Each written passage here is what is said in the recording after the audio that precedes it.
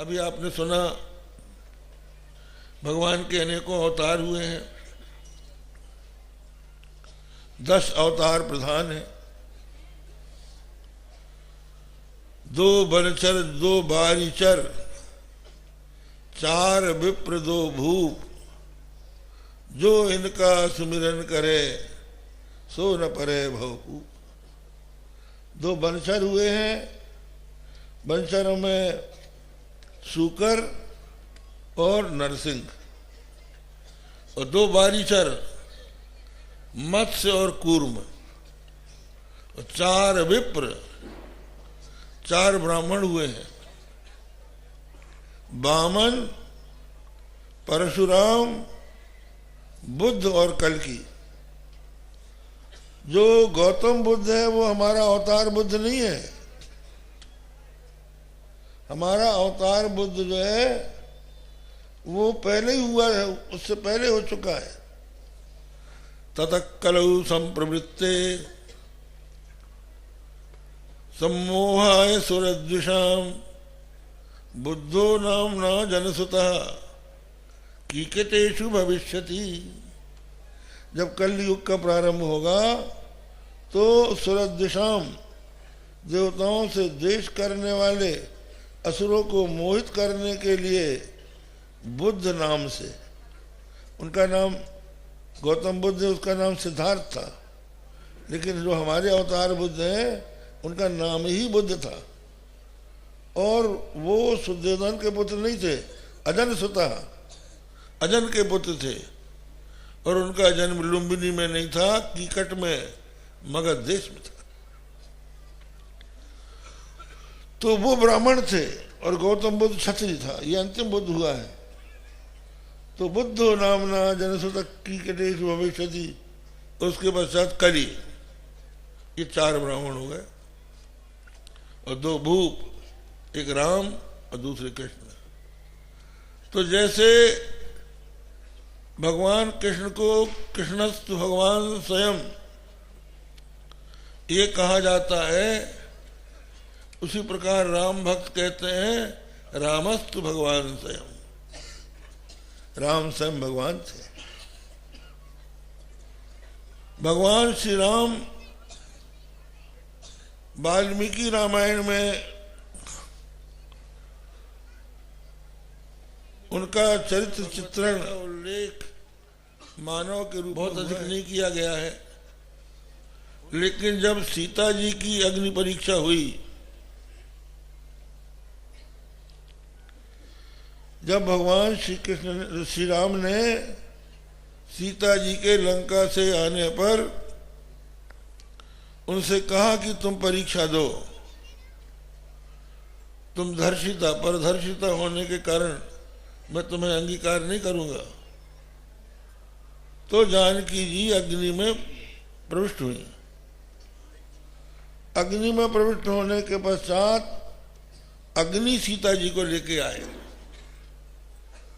और सब देवता वहां आ गए, और उन्होंने कहा कि ये सीता मुझ में सुरक्षित रही है, ये तुम्हारी प्रिय पत्नी है। इसको तुम पूछा कि मैं कौन हूं?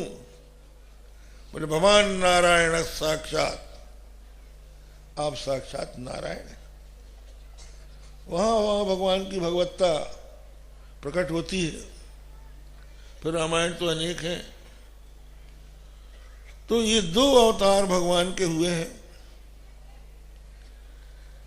राम और कृष्ण, और दोनों ही हम लोगों के परमाराध्य हैं। अभी राम जन्मभूमि की चर्चा चल रही थी। पत्रकार लोग हमसे पूछते हैं, अभी भी आज पूछा था, जगह जगह पूछते हैं कि महाराज मंदिर कब बनेगा। तो हमने उनसे कहा कि अयोध्या की जो समस्या है, अयोध्या में भगवान का अवतार हुआ है, समस्या नहीं है। समस्या उस अवतार की भूमि की है जिसको हम राम जन्मभूमि कहते हैं। भगवान श्री राम ने अवतार लिया वो भूमि हमारे लिए परम पवित्र है। जैसे भगवान के चरित्र का गान करने से भवबंधन छूटता है। जन्म कर्म च मे दिव्यम एवं यो वेत्ति तत्वतः त्यक्त्वा देहम पुनर्जन्म नैति मामेति सोऽर्जुन। हे अर्जुन, जो मेरे दिव्य जन्म कर्मों को तत्वतः जानता है, वह देह का परित्याग करके पुनर्जन्म को प्राप्त नहीं होता, वह मुझको प्राप्त होता है। रामचरितमानस में भगवान श्री राम के अवतार की कथा सुनाकर गोस्वामी तुलसीदास जी कहते हैं, यह चरित जे गावहीं हरिपद पावहीं ते न परहीं भवकूपा। जो भगवान के जन्म का चरित्र गाते हैं वो हरिपद प्राप्त करते हैं, वो भवकूप में नहीं गिरते। उसी तरह से जो राम जन्मभूमि का दर्शन करता है, स्कंद पुराण में लिखा है कि सरयू के जल में स्नान करके पिंडारक की पूजा करे, पिंडारक की पूजा करके विघ्नेश का पूजन करे और विघ्नेश का पूजन करके उसके ईशान कोण में राम जन्म प्रवर्तते। राम जन्मभूमि है। सहस्रों कबीला गवों के दान का पुण्य जन्म मरण से मुक्ति उस भूमि के दर्शन से होती है। उसका लोकेशन बताया है। वशिष्ठ के दक्षिण में, लोमस के उत्तर में राम जन्म प्रवर्तते। तो वो भूमि हमारी परंपरा से मान्य है। एक सज्जन ने हमसे कहा कि महाराज, त्रेता युग में भगवान राम का जन्म हुआ, क्या प्रमाण है कि यही भूमि राम जन्मभूमि है? तो हमने उनसे पूछा कि आपका गोत्र कौन सा है? तो बोले हमारा वत्स गोत्र है। तो हमने पूछा कि क्या प्रमाण है कि वत्स गोत्र है? बोले हम परंपरा से जानते हैं। तो परंपरा से यदि आप जानते हैं और मानते हैं कि हम वत्स गोत्रीय हैं, उसी तरह से परंपरा से हम अयोध्या में राम जन्मभूमि मानते हैं।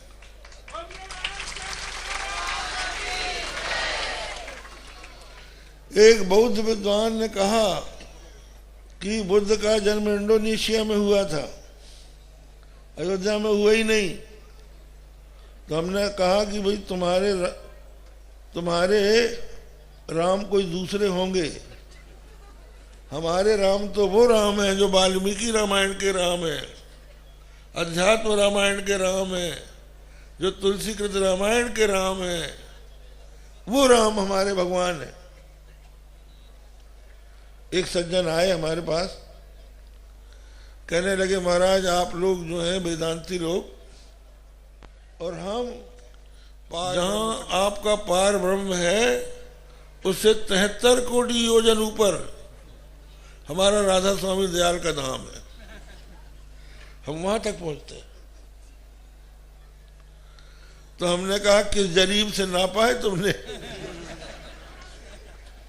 73 कोटि योजन है। हमने कहा जहां पार ब्रह्म का साक्षात्कार होगा वहां देश काल नहीं रह जाएंगे। देश काल का जब बाद होगा तब ब्रह्म साक्षात्कार होगा, तो फिर वहां से नापेगा कौन? तो हमने कहा कोई व्यक्ति अपने बेटे का नाम ब्रह्म रख ले और ये कहने लगे हम ब्रह्म के बाप हैं, वो हमारे ब्रह्म का बाप उपनिषद के द्वारा प्रतिपाद्य ब्रह्म का बाप थोड़ी हो जाएगा। तो हमारे जो राम है वो जैनों के कोई हो, बौद्धों के कोई हो। जैनों के महावीर कुछ दूसरे हैं। वो कहते हैं कि अंजनी के पति थे केसरी, वो किसी युद्ध में गए थे, घर में अकेली अंजनी थी, सासू भी और अंजनी में गर्भाधान करके चला गया।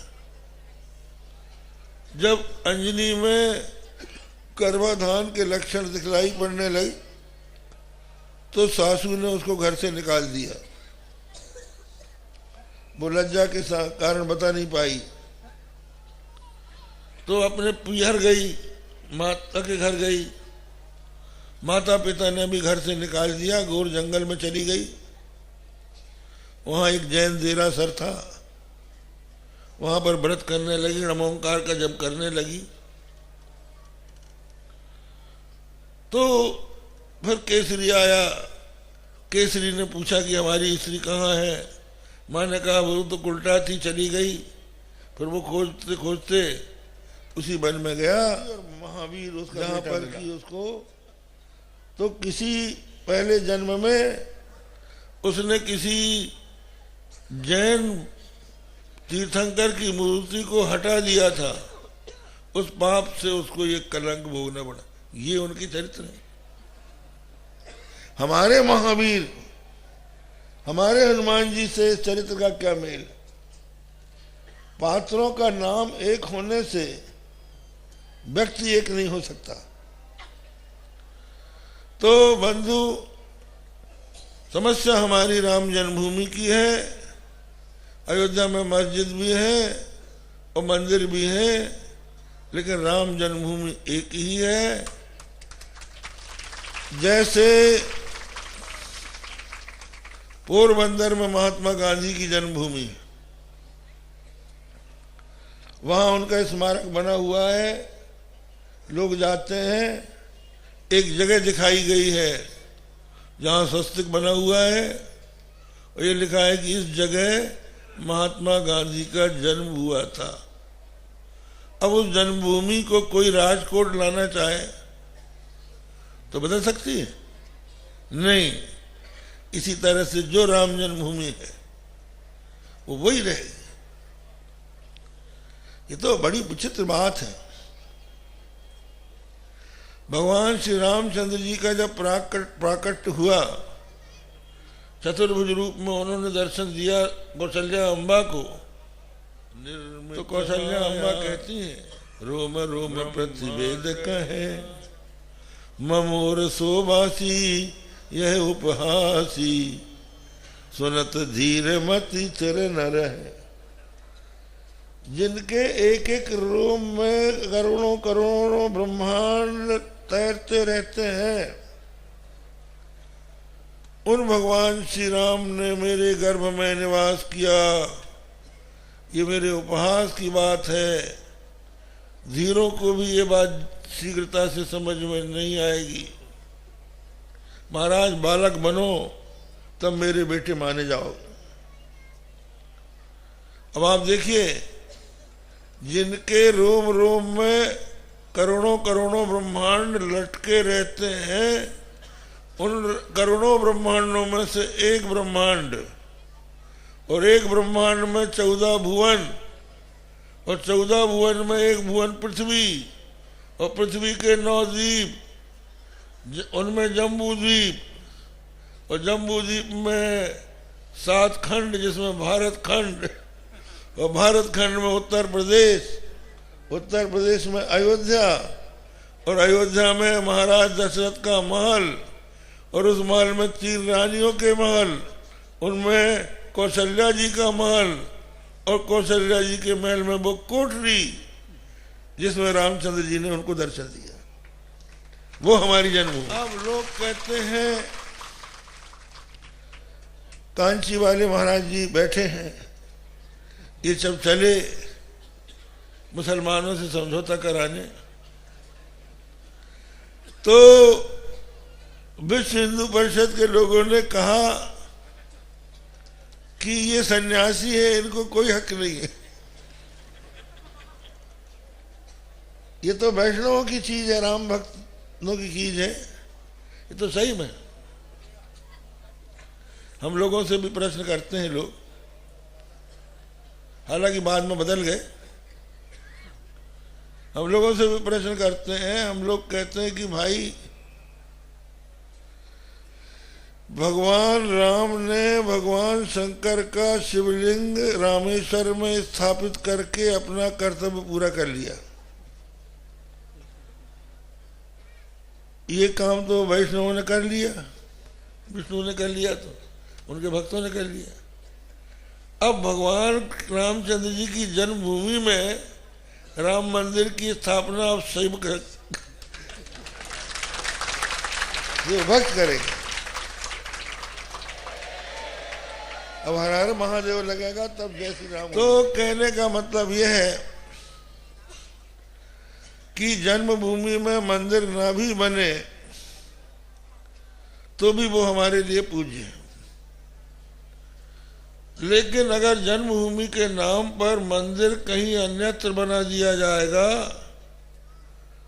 तो वो बड़ा धोखा हिंदू समाज के साथ हो जाएगा।